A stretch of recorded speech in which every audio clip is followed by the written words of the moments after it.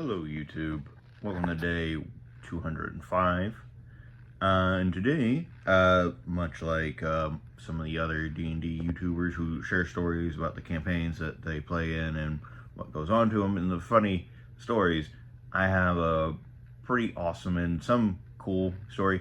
Now for some background, I am very much a high roller. I don't know how or why, but I generally, when in a D&D game, I almost never roll below a 10. So, which has led to a lot of cool, more higher up, like, not fails, but extreme passes. And moments of cool.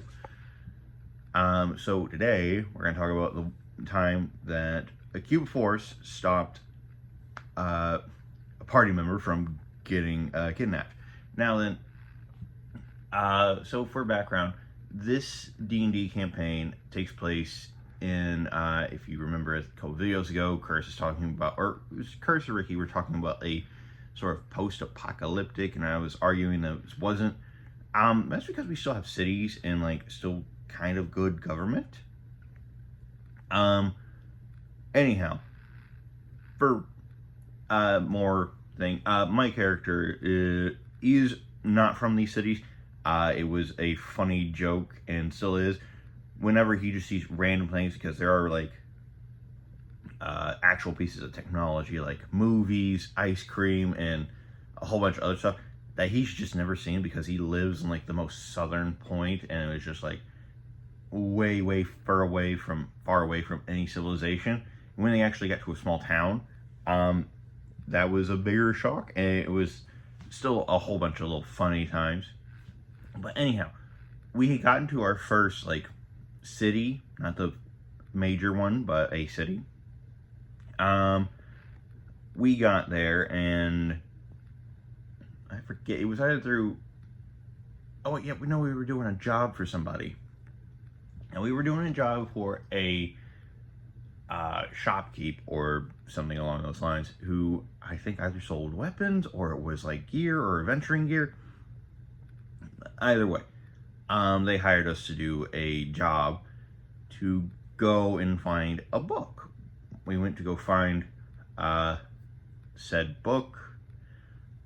It was inside the more restricted areas of the city, so we had to go in and essentially steal this book. So we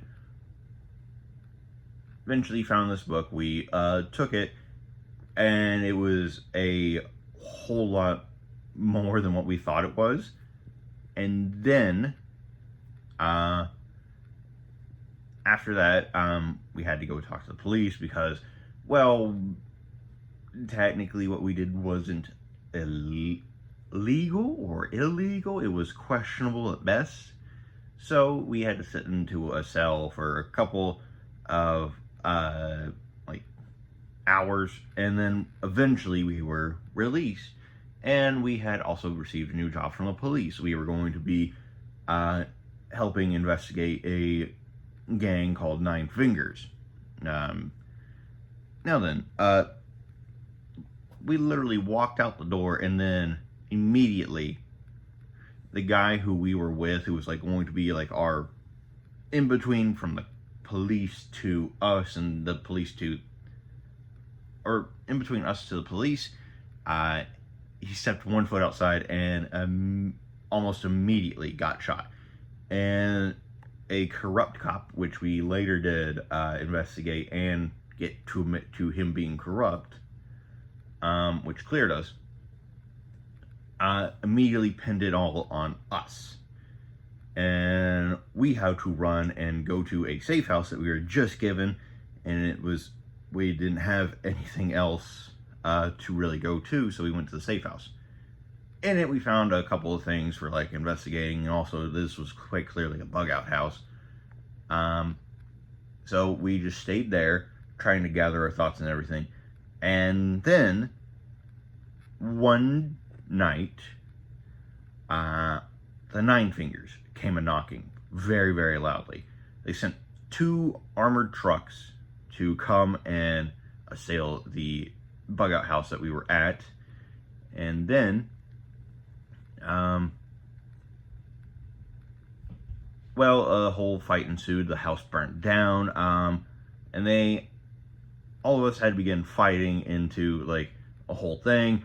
And this is where we get the very, very scary combo of a rogue with shotgun and sneak attack still. Heavy, heavy, heavy damage. Anyhow, so they had captured one of our party members and threw him in the back of a truck. So, from me using all my movement and having one chance to stop this truck, I had a cube at force that I was like still attuned to. So we left it up to a roll on what was going to happen. I pushed the face on the cube that says no object can traverse through the cube. So I think it's 3x3 wall that appears, I think. And then as that happens, Curtis actually didn't let me roll for it. I think it was him. And this is the point where everybody's like on edge, what's going to happen?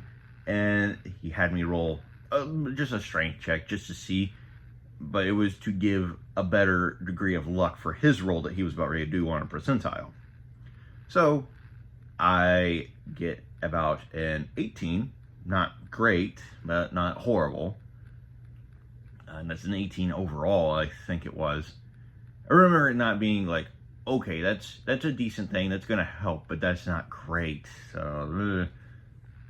So, with bated breath, because this was another player character, we kind of held our breath, we waited, and as Curtis said, you see this truck spurring up. Stefan, you run underneath it, understanding that if it fails, you're probably going to either die or take a lot of damage. So, the truck spurs up, it goes very quickly from a stop position and starts progressing onto the actual road. As a cube of force, as it hits the invisible wall of the cube,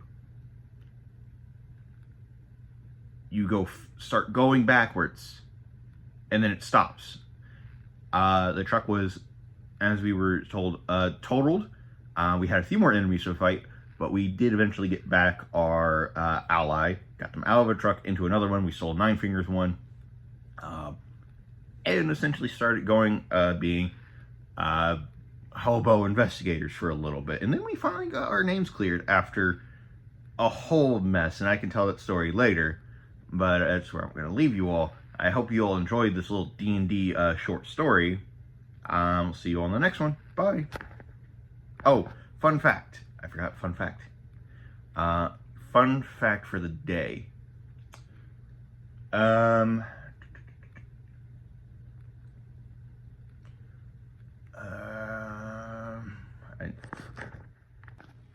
Your fun fact for the day.